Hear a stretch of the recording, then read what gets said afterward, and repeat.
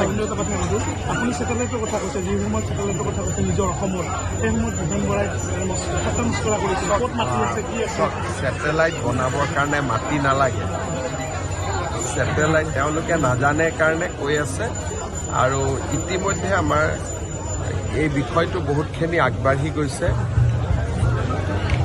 মহাকাশত ছেটেলাইট উৎক্ষেপণ কৰে ইছৰোৱে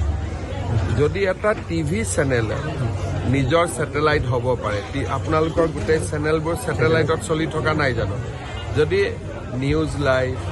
NK টিভি MB টিভি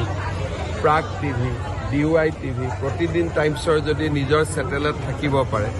চৰকাৰৰ ছেটেলাইট কিয় থাকিব নোৱাৰে ইমান সাধাৰণ কথা এটা যেতিয়া বুজি নাপায় তেওঁলোকে কেনেকৈ ৰাজ্য চলাবৰ সপোন দেখে মই নিজেও নাজানো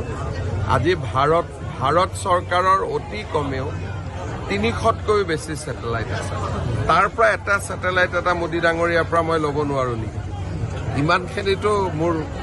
চলি যায় দিয়কচোন মোদী ডাঙৰীয়াক অনুৰোধ কৰিলে ভাৰত চৰকাৰৰ যিমান ছেটেলাইট আছে মই যদি কওঁ যে এটা ছেটেলাইট আপুনি খালি অসমৰ কাৰণে দি দিয়ক